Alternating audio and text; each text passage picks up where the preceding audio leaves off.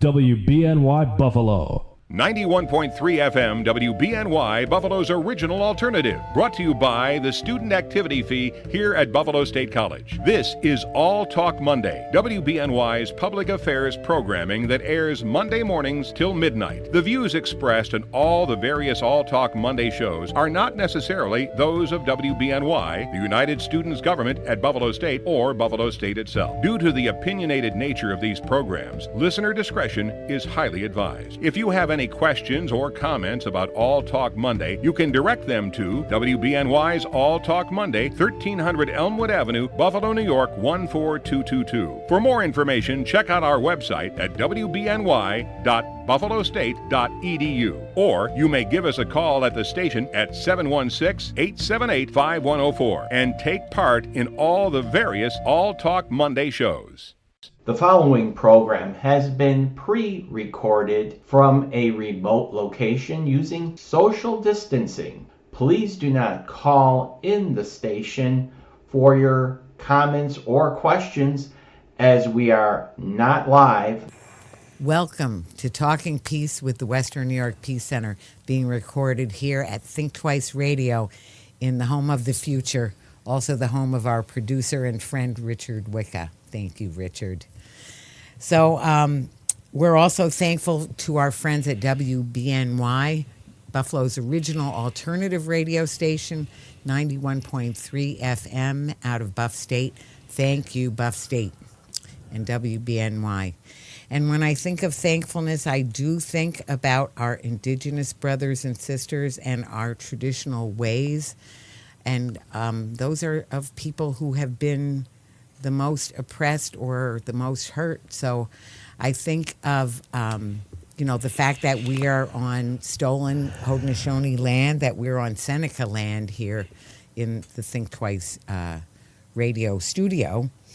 And yet, the Haudenosaunee start every event or every day with thankfulness for Mother Earth, for all the grasses and the trees and the animals, the different creatures, and the sun and the moon and the stars, everything that's been given to us in this world for a good life, and to the Creator and to the love that animates it all. And I also think about people who have been enslaved, who were historically enslaved and who have suffered great oppression, and still the idea of gratitude, the awareness of the need to care for the world, for the earth, for each other, and to pull together is what we think of, for our friends. And I want to say it's very much in our conversation, and this is a very serious conversation that we're going to have tonight. And I'm very thrilled to have the guests that we have to talk about this important topic about the need for citizen review of our police, of the corrections officers, etc., and and basically people who are armed and powerful, and how much the citizens need to be involved in reviewing their actions. So we are very thrilled. First, I'll just go around. I think this it's not alpha order, but we have Ashley Brunner. Hi, Ashley. Hi. So Ashley has been on the Police Advisory Council, or a Police Advisory Board, when it existed as the Police Advisory Board under the city. And then it's gone on to, you're starting it up have started up as a 501c3, right? Yes. So once the council had disbanded, it was taken over and turned into a nonprofit. That happened shortly before my birthday. And then from there, we have taken a couple of complaints in, and just working quietly, trying to expand. And there's such a lot to do. So we're very grateful to have you here much. On that topic. And on this related topic, and we have Jerome Wright, who is well known for all his work for HALT solitary and all kinds of work in the criminal justice system that you've done, Jerome. We're so grateful for for all of it, and especially you are now the chair of the Corrections Specialist Advisory Board that is over the corrections facilities for Erie County. So welcome, Jerome. Thank you. Humbled by that introduction. I mean, the work I did, I do most of it with people that's in the same room. So thank you for joining me in all these fights and allowing me to join you in the ones that you partake in. So appreciate it. Onward. Onward and upward, yes. So thank you, Jerome. And last but not least, Phylicia Brown is the executive director at Black Love Resists in the Rust. And I want to say, I love the name of your organization, and I just love your organization. Thank you. Such a wonderful one. And you're so key in so many struggles that you've done so much with Black Love Resisting in the Rust. Mm-hmm. Yes.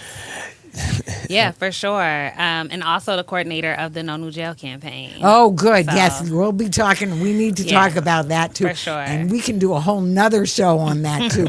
But I'm sure it's going to peek into this one, too, because it's very related to the Corrections Specialist Advisory Board. Yeah. So thank you for having me. So thank you for coming. So thank you all for coming. Mm-hmm. So what we like to start out with is, when we think of this topic, this very broad topic that we're trying to cover a lot in this topic, but we think about citizen review of people with a gun, let's say, local official gun holders, okay, and these powerful people, the need for citizen review. When you think of that, what are the values that you think of that we need to remember in this when we're talking about this issue? So you'll each... we'll just go around. Mm-hmm. So, Ashley?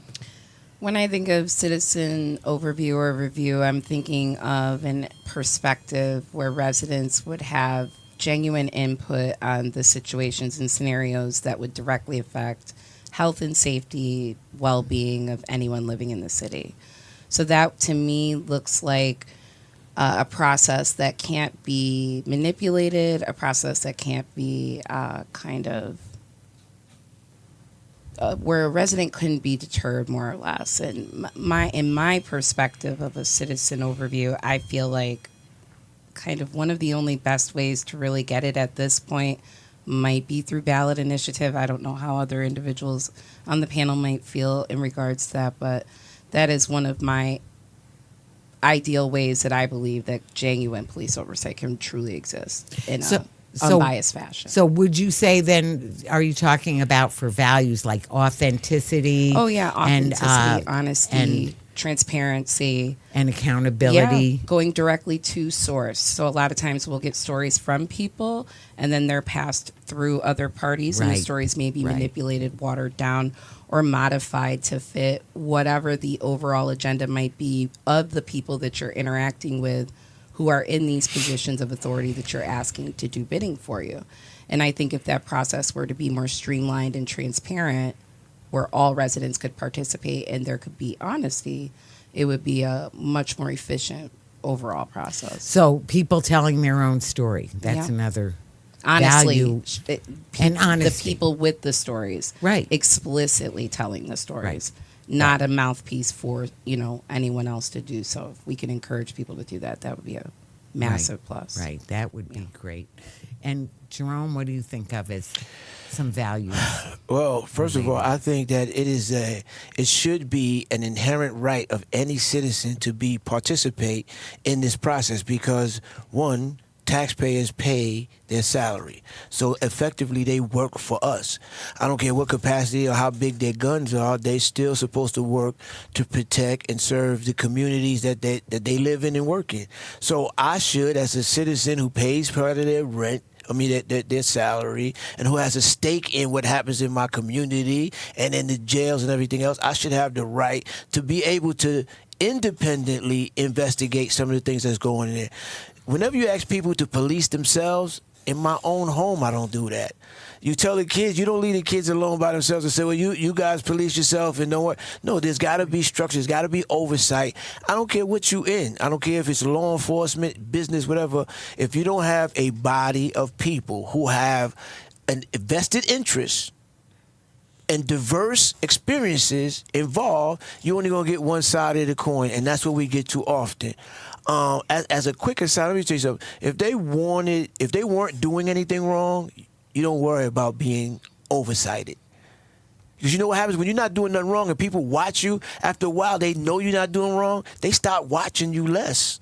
Right. And they start watching somebody else or something else that is a problem. So clean your act up and you don't have to worry about oversight. It'll take care of itself. But it is the right of every citizen who pays taxes to have a say-so to some degree in what goes on in those jails, those prisons, with people who have the power that you just said, the power to take life and liberty.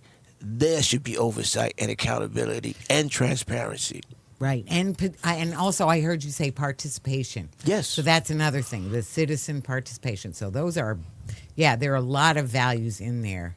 And But I would say that, like she referenced, it should be done in a way that people don't feel intimidated, that now they may get parking tickets or harassed, or they feel that they may be besmirched in any way that they don't want to just because of their involvement in that. Again, because if you're doing nothing wrong. See, the problem for me is that everybody in every industry, there's wrongdoers.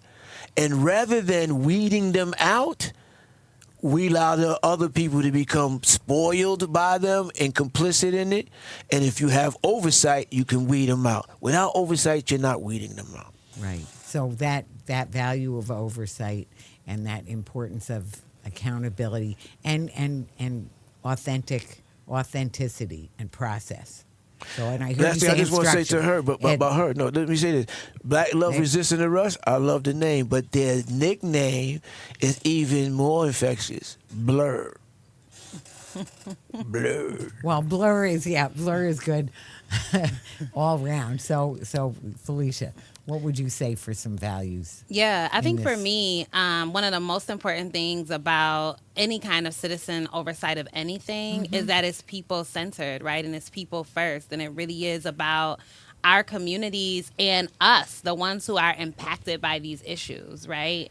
And I think for me, it is about truth-telling and accountability. Oftentimes when we see these kinds of boards get disbanded, right, which is what we saw with the police advisory board, or the powers that be decide they're not going to show up to the meetings anymore, which is what we see with the Erie County Specialist Advisory Board.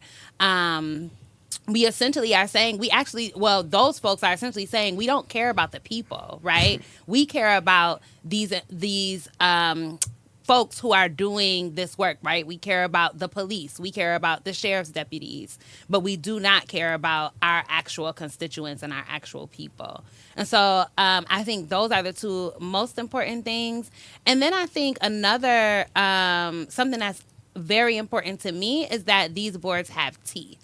Right? Because citizen oversight without any teeth to do anything about the complaints that you're receiving, about anything that's happening, about these deaths in the jails, then what's the point? We're just having another meeting, right? And so if there is no teeth to a citizen oversight board, then it's kind of pointless, to be honest. Yes. Right. So you said people-centered and that truth-telling and accountability and having some teeth.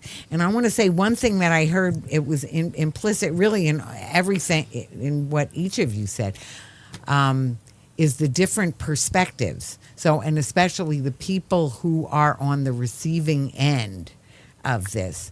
So I know, I first of all, I almost always say truth and love.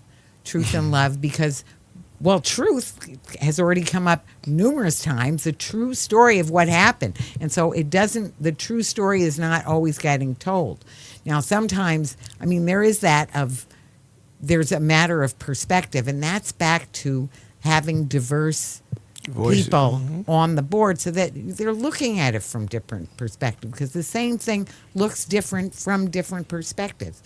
The other thing, as far as love, obviously, is caring about the people. Now, I will say, before we start getting into the history, because had just written something about the need for a police advisory board, especially after reading one letter to the editor in the Buffalo News that said nobody wants a police advisory board, and this is why, because we don't really need one and all of that. And I was like, well, you may not think we need one, but there are a lot of people who feel very strongly that we do need one. So that is the key thing about the diverse perspective. So from the police perspective, no, they don't think we need one. Because it's back to does the fox feel that they need oversight over the hen house? No, they do not. They'll feel that, and yet I want to say, with a really good functioning citizen advisory board, everyone will win. Because the people who are working with people who are doing the wrong thing at times, or some of them, their colleagues they may know or they may not even know what their other people are doing. So it is to the benefit of everyone that things are checked and that truth comes out, and that we do have ways of dealing with problems when they come up. So let us go into delve into the history of, in these advisory boards, what happened. You gave a brief overview, and you can go into it a little more, and then about. So let's talk about sort of what happened, what were the efforts, where did things get off the rail. So let me first say, I think people have multiple views on the police desire to have oversight. I think how we articulate them could probably be a good talking point, because I don't think it's necessarily that people don't want it. I think it's a huge responsibility.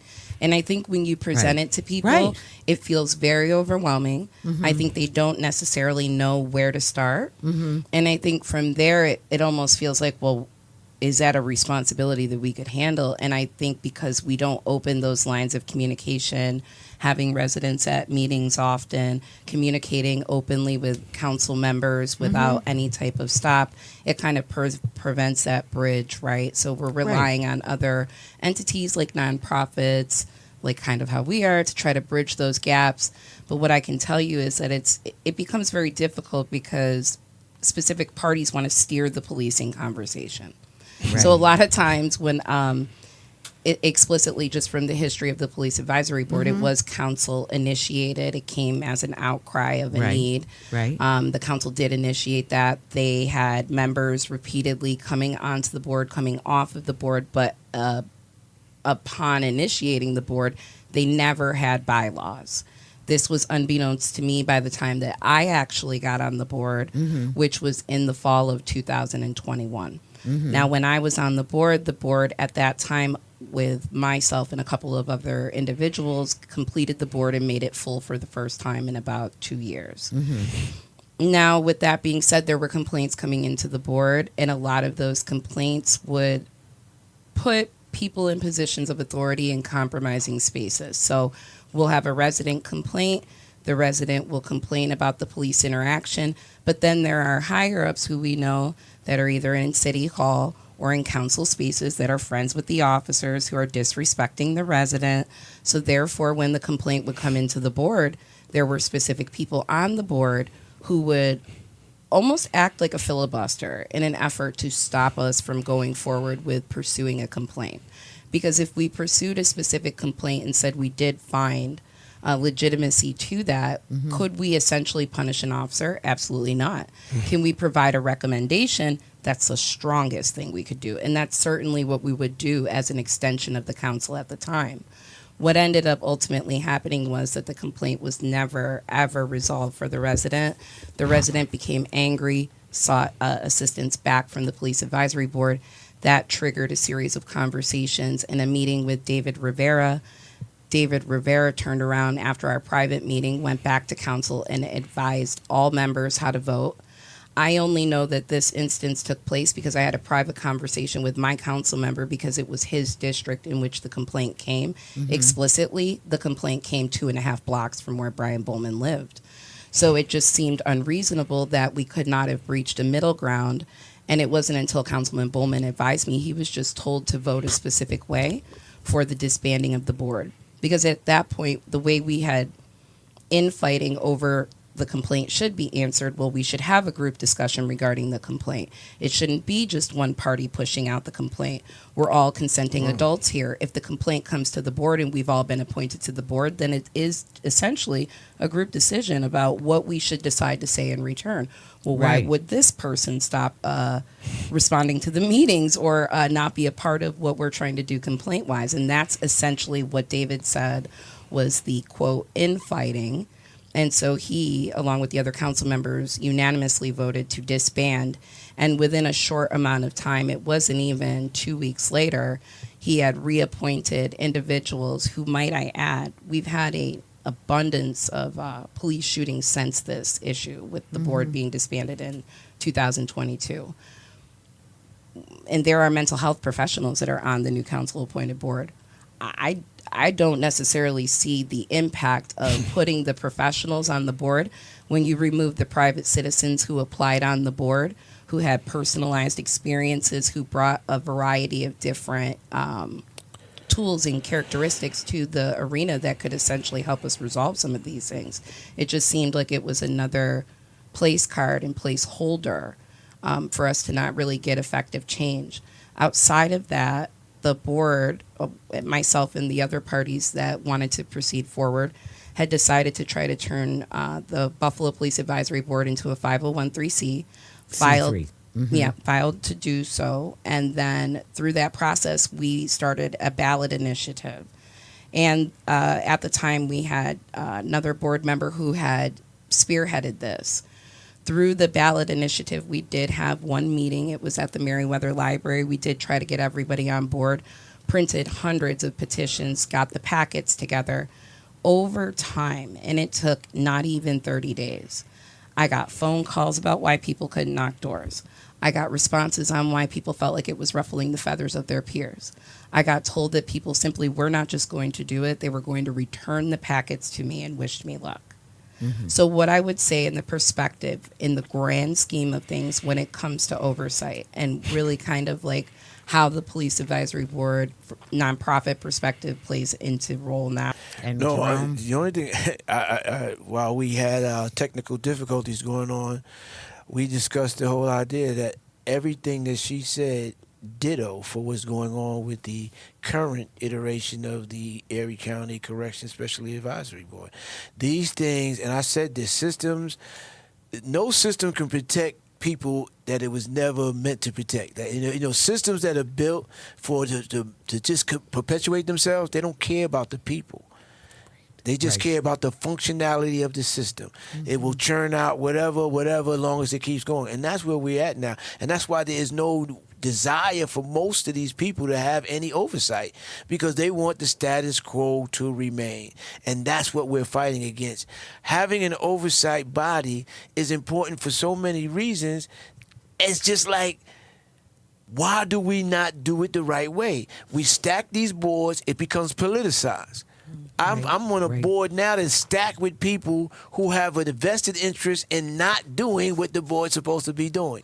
We got a sheriff's department who wants to play petulance like a kid. When you don't get your way, I'm going to take my ball and go away. And nobody's saying anything about that. And they write letters to the legislature saying, I don't want to play fair no more because there's infighting. The same thing they say about infighting. Infighting is me saying to you, why you not, what's up with this death? And you telling me I can't talk about it, and somebody else say, well, they can't talk about it. You're on the board. You're supposed to want them to talk about it. That's the infighting, because you have your patsy there who's filibustering and doing everything else to be in the way. Wow. We don't need that. If you want oversight, let the community choose the people. Don't have agencies like the sheriff's department, the polling cards, all these political people who give these positions to people for patronage reasons or otherwise, which they beholden to them. They're not beholden to the community. This is what they're on the board for, not for themselves. I'm not on there for self-aggrandizement. I'm on there for the people. And I gotta fight. Look, I gotta fight this people to get some help for my people against the people who are doing the harm.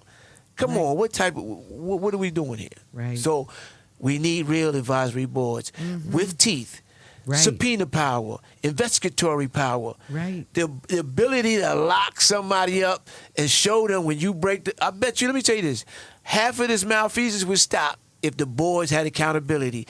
Had teach, because they would be showing with an example or two, and everybody else would start to stand and get in line. That's what it would happen. But now when you got no examples, everybody feels a free fall and they can do what they want, and they're continuing to do this. This police and sheriffs in this county here have some of the worst history and records in the country. Right. And we don't want to see what's going on. We don't want to oversight so that we're not number 3 in that, and the number 3 in police shootings, number 5 in this. Why don't we want to have a better society? Because, hey, the status quo is what they want. And that means us still going to jail, no accountability for the deaths, no accountability for the medical malfeasance, no accountability for anything, and we still pay you to do the job. I wouldn't have a job if I did what they did. Right. You're so right. And Phylicia? Yeah, for sure. And I think just off that last point that you made, Jerome, I think about running an organization and how much oversight there is, right? How many reports you got to do, reporting to everybody all the time about what you're doing, the impact you're making, how many people you've served, all of these kinds of things. Not for a few dollars. They got millions of dollars in their budget. That's right. Thank you for that. Yeah, for sure. And I think something else we were talking about during our technical difficulty was the fact that oftentimes when these boards come as a result of elected officials' ideas or things that they want, then they also then have the power to disband them or to try to make them not be the powerful, not be the powerful thing that they need to be, because they want to serve their interests, right? And so it is important that as we are thinking about both of these boards, that they are actually run by the citizens and also have citizens on the board, right? I think what we're seeing with the Erie County Specialist Advisory Board is, to all the things that Jerome said, a lot of infighting, but because you have people who don't have the same interests all in one place trying to do the work of protecting people. But if my interest is not to protect the people, then it actually doesn't matter whether or not we are on this board together at all, right? So, and sort of what you said, actually, we had talked about this conflict of interest. So they have another interest other than the stated interest of protecting citizens from misconduct, from injustice, from malfeasance, or from any of it, that is wrongdoing on the part of the people with the power. Yeah. Right? And I think we also have to be honest. Right? We talk about truth telling. We have to be honest. And you lifted this up as well, that like these systems that are operating in this way are operating in this way because that is how they are designed. Right? And so if we are thinking about what true citizens oversight is, we have to be thinking outside of the system that currently exists, right? Because otherwise we just entrench ourselves in something that is designed not to protect us, that is designed to hunt us, to harm us, to kill us, to lock us up, right? To do harm to our communities. And so if we're thinking about oversight, then we have to be thinking about what are the ways outside of this system that we can have oversight of our folks, and how do we get those measures to have teeth, right? Yeah.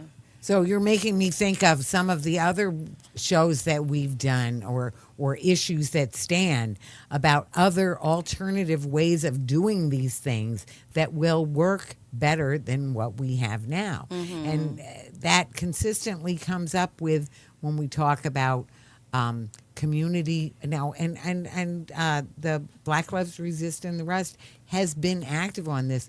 The Community Responders Program, which we've done a show on at least once, or probably more than once, and how much better that works to have mental health people, social workers and other mental health professionals, as well as health professionals, as well as peers, to be the ones to respond to low-level calls, not the police. That's better for the citizens, and it's better for the police. So there are structures that could be in place that would also take the pressure off and just reimagine safety in our society.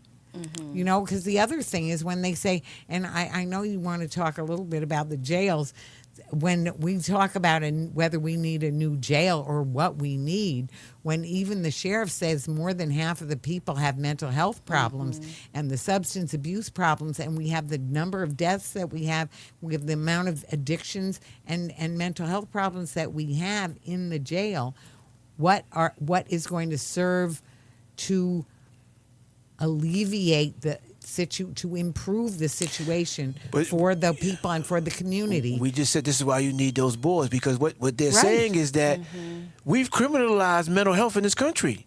We've criminalized mental health. So you lock somebody up for being mentally ill, not because they're a criminal, because they're mentally ill, and then you treat them like trash because they're mentally ill. Right. But that's the system that's set up. Why should I have to? You have a sheriff that says, oh, we need this jail because we need a mental health facility, a state-of-the-art mental health facility, and a state-of-the-art substance abuse facility on the jail grounds. Right. Instead of saying we need to increase the beds for mental health in the community. And put the people in the mental Yes. Because the system is geared towards what they're doing. Building these jails and filling them. You got a jail, you can't even get 1,500 people in the jails now for the last 5-6 years. But they want a 1,500 bed facility, because they know they got to fill that. And how you going to do that? By doing all the things that an oversight committee would say it is unnecessary for us to be doing that. Right. Go ahead. No, because I just wanted to make one thing clear, because what happens in this, when we talk about this, it's they try to make it an us against them thing. It's right against wrong. It's not us against them. I have officers in those facilities, officers who are family and friends. I know their integrity. I know their heart. But they got colleagues that I know that they ain't right, and they know they ain't right. That's who I'm targeting. I'm not targeting the institution. Listen, I'm not hating the player. I'm hating the game. And the game's got to stop being played what they're playing right now. Yeah. And I think to what you were lifting up about the jails, right?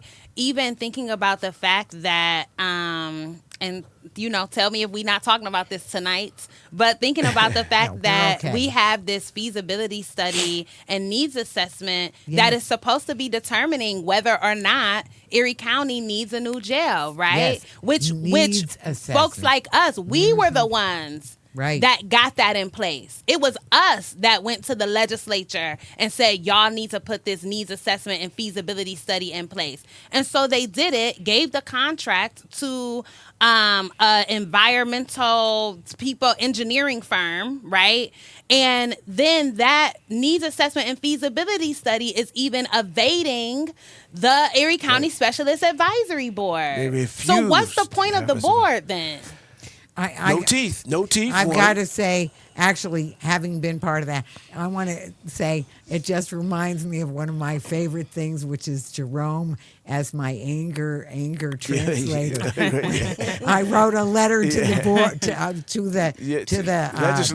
the legislature on that topic, and you read it to the legislature. So I wish anybody who has a tape of that, please send it to me. So how became your anger? I said in my introduction that the words were yours. yours, but the vitriol was entirely my own. Yeah. And the delivery. But the thing is, it was for a feasibility. It was for a needs assessment, That's not right. the feasibility study. They snuck that in there. They had agreed that it would be a needs assessment, and that means what does the community need? But That's where the mental health question comes up, the substance abuse questions comes up, not about criminality and not making it a carceral system. So I'd like us to just move, and which we've sort of been doing a little bit about what's happening now, and I'd like to sort of scoot into what's happening now and what needs to happen. So we'll go around like this again, and if you need to leave, Phylicia, do you? Yes. I'm Yes. going to head out. Okay.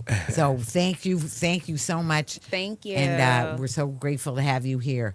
Thank She'll you. be we're gonna back. She'll keep be right back. on. She'll be back. Yeah, we'll have you on again because No new jails. yeah, there's lots to. No new jails. Amen. Amen. Ashe. jail. Yeah.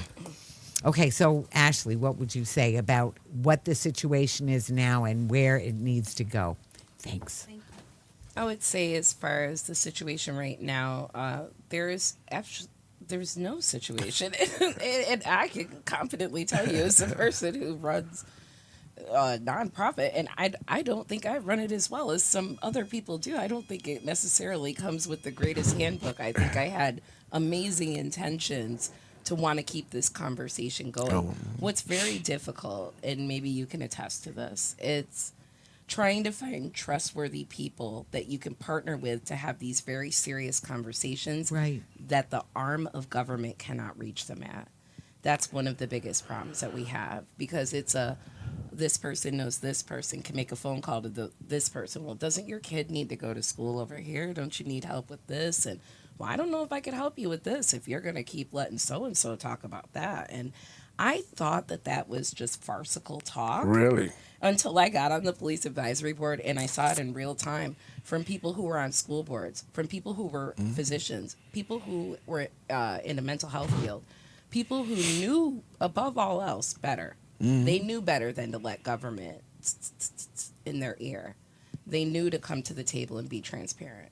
And I think one of the things that's going to be very difficult for Buffalo, because Buffalo is ran in silos, and I've always maintained this once I got into the arena of really seeing how we handle complaints privately, because truthfully, we can say it's public, but how we choose to conduct ourselves as the board and have the conversations, that's private to a degree when you're debating and going back and forth. Ultimate decisions that you come to, sure, those are public, but that discourse, that why are you choosing this, and I know you better than this, and doesn't your job require you to think a little bit more appropriately? Those are the questions that the residents don't really get to see us go through. So a lot of times there's this disconnect on, like, are they really doing what we're asking them to do? And why can't they come to a decision? Why is there discourse? And I think the only real way to circumnavigate any of that is to make it a decision that's placed in the hand of the voter. And Of the voter, resident, yeah. the voter, the resident. So ballot residents should initiatives. vote right. for whom they want on these advisory boards. And through the voting process being truly transparent, I think then we should see a level of accountability that has teeth enacted within that. Right. And I know that personally the Attorney General's been looking for Buffalo to have a honest and serious conversation about accountability and something with teeth for quite some time. And I've even seen this conversation morph in such a way that it's been my colleagues on the board who have privately turned around and written the Attorney General, knowing that they were sitting amongst the peers and it could have just been a transparent conversation. So these are the people who are on the current council-appointed board. Yes, some Right. are on the current council-appointed board. Others have dispersed who were on previous police advisory board to work for council behind the scenes. Uh-huh. So this is one of the problems we have, right? It's like, how far does that governmental arm reach, and how deep is it going? Is it going to the nonprofit directors? Because I've worked with a couple nonprofit executives, and I can tell you the discernment that you would expect is not there. That's right. And that is not to speak to Phylicia being here, lovely. Black Lives Resist the Rust, wonderful organization. They're Black outstanding. Lives. They do not. Many are not like that, you know. And Most are not. right. And I'm a baby organization, and I can say that because I'm looking for mentorship myself when I look at these things, and I see that oftentimes what's very scary for me is where are residents supposed to go that they can trust? Because when I'm trying to build myself up as a trusted space, people look at the things that I've touched and that have been attached to me, and they say, can I trust her?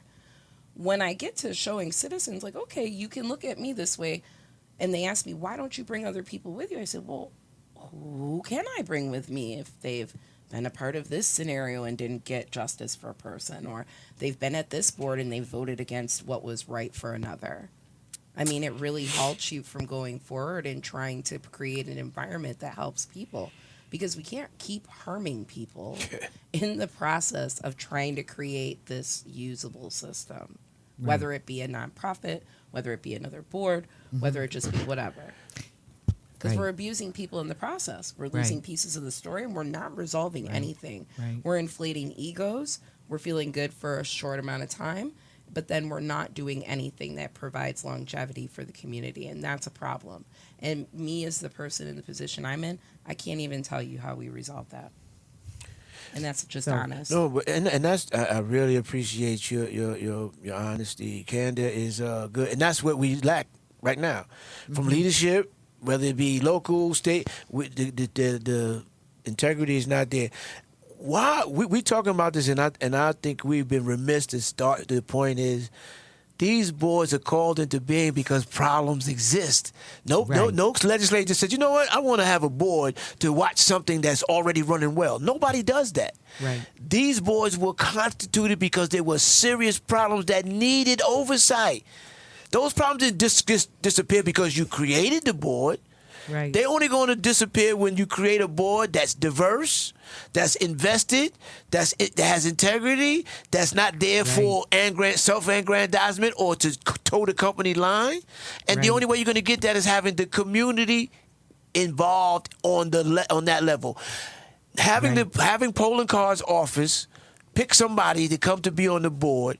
Who most of the times I'm using that name, so I don't want it to be misconstrued. I'm not saying they send anybody, right? I'm not talking about him, but I'm just saying so anybody to nominate somebody to come to the board without telling them what the board is for, what they should be doing, and all of that. This is what we get. We get people who say, they just told me they wanted me to come.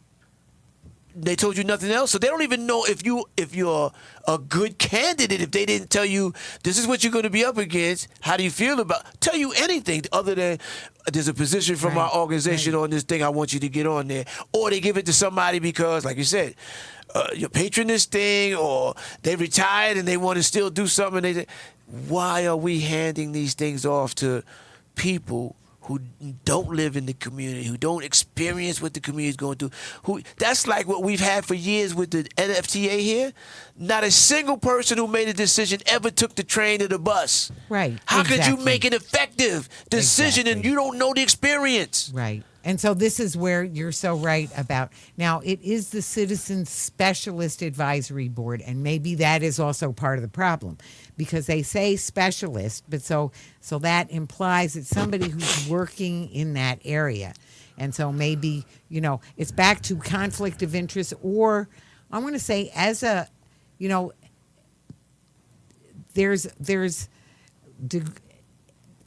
is it our own story? Is it our own issue? Is it our own problem? So that people who are part of the community that is on the receiving end of being what do I want to say? Caught up in the system, not working for the system. That's the difference. Yes. That is one of the differences that has to be. And you might say back to, we said, diverse perspective. Okay, diverse perspective. But the big perspective is of the people who are experiencing and seeing the problems, not the ones who are just excusing the problems. Because the reason, as you said, the reason for having these boards is because of the problem. So I like us to sort of switch over into what can people do to help, and or I don't want to say this because we were just talking about this earlier, Ashley. How do we get other people interested too? So it's how do people who are interested get involved, and how do we get people to understand how important this is? And I want to say one thing that did not come up is when we talk about the jails, for example, and the Corrections Advisory Board, people are dying. We have one of the highest death rates in the country in our holding center and our correctional facility. In the policing, there we have not had a police advisory board with teeth, or that has community people in it to make those decisions. And we have had some serious problems and that have continued. So let's go into how can people help and how do we get people to be more involved on both those questions. So I think one of the ways that you can help is always by storytelling. So storytelling is direct data. It allows you to know exactly what's going on with the situation. Now, when we're storytelling, we have to go to spaces that are safe, that we're inherently going to be able to tell our story and do it with trusted people. One of the big things we have a habit of doing here in Buffalo that we never follow through on is vetting the people that we share the information with. We assume because we've heard, oh, this person goes to church with this person, or this person is a teacher over here, they're solid. You don't question it. Whereas I come from a military background. I'm a former military spouse, and my family's service member legacy includes military intelligence. And so one of the things you don't ever do is you could break bread with people, but you need to be mindful of the conversations and things that you're having. Right. And I think one time, what I generally see when I enter into these spaces, like I did with the Police Advisory Board, I wasn't like a 4-year graduate. I don't have an associate's degree. I have a high school education, okay? And I have a background of being a military spouse. I've lived all over the country, had a variety of jobs. I've worked directly with people and raised a lot of kids. That was my qualifications, and they picked me for the Police Advisory Board. But one thing that I felt that just was very insulting when I was there was I could bring up a point and it was viable, right? But then everyone would pair their accolades against you. So then all of a sudden the point that you brought up was no longer viable, and it wasn't as good. Wait, what do you mean? If someone who, let's say they were a Canisius grad and they worked in the Buffalo public school system, let's say they work in IT, and that's pretty good. Let's just say they do that. And they have opinions about how something should be ran on the board, but I give my opinion. They will say, good job for giving your opinion, Ashley, but they will never fully take my recommendation. Because as the board is stacked, they'll look at me and go, well, it's good that she's here, but she doesn't have the same accolades as us, so does she know what she's talking about? But at the same time, I'm in the pool of residents that are everyday people, right? Like people that may not have gone to college, people who have the same life experience as I have. So how would my storytelling ability be any less valid than someone who went to college? That's the great question. So when you get on these boards, the government will utilize different people to try to deter conversations or points being brought up. And I think a way that we can just totally go around that is to introduce a straight ballot initiative. I think that would work, especially even with the Erie County Sheriff's Department, that level of oversight, getting people actively involved where we're educating them. Maybe we're doing this in town halls. Maybe they're happening frequently. I mean, I tried to do a town hall to the point of inviting people in a barbecue format so we could all come together. 3 people showed up. 2 recorded me and 1 sat there and asked me questions. So, this is the thing about trying to run these boards. It's always people trying to get information, but not people trying to help people. Yeah. So the one way to get over that is to truly get people out and active and perhaps get a successful ballot initiative going where it can get the voters excited and they can see that they can have choice in what oversight would be. And if it is truly an amalgamation of all of your peers, if it can truly be pulling everyone from every section, then there should be no problem with providing oversight to those parties, because it is a general mixture of all of the residents of the city of Buffalo casted by votes, and those people that were voted in would be trusted with that responsibility to assist with oversight. Right. And if I'm the legislators in Buffalo, I would get on top of this immediately, and I wouldn't waste a lot of time, because Letitia James is looking at us like we should have had something in place to assist these residents a long time ago. I agree. I will say this. I will not debate you on this issue, but I will say my problem with ballot initiatives is that our people so disenfranchised from voting and understanding the process that we could get outvoted because we don't show up to support what we need. And I've seen this with things like, the cameras, they come out, they fight after they got the tickets. We should have jumped on that immediately, but because people don't know, and until it hit them personally, they don't get involved. That's my only issue with it. Right. I think the ballot initiative is good, but you got to have a savvy populace to do that, because if people don't understand it, don't engage in it, then it doesn't work. And that's my only issue with that.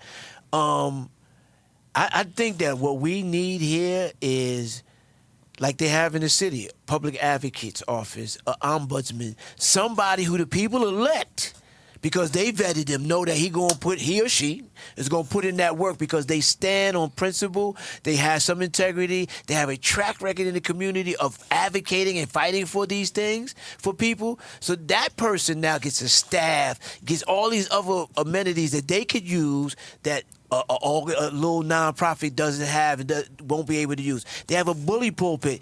They can go and grab a mic and get the news there. Like me and you try to get the news there, we got to beg, borrow, and steal. But if I'm the public advocate and I'm making an announcement, they've got to be there to cover that, because they don't want to be the only station that didn't cover the public advocate. You know what I'm saying? So we need an office where somebody is elected by the people to be in charge of investigating these malfeasance, investigating these issues, of getting recommendations. We don't need another blue ribbon panel, because this is what these boards will become. Blue ribbon panels that make all these recommendations report and nothing gets changes. That's got to stop. It's got to be boards with teeth. If you don't have subpoena power, indictment power, well, indictment power you can't get, but I mean, you don't have subpoena power, you don't have investigatory powers, you don't have discovery, you don't have powers to compel people to give you the information you want, they're going to hold everything back and give you the lies that they spewed to everybody else, and then what are you going to do? So we need teeth in these boards. And again, a board should not be constituted by the government, because let me tell you, it can be formulated that we need this, but to start putting people on it, by them putting people on it, it politicizes the whole process. Right. Because why is somebody put on there? Is it, like I said, is it patronage? Is it friendship? Is it, if it's not for the reasons that I'm running for? See, if we get an initiative and I'm running to be on the board, then people will vet me.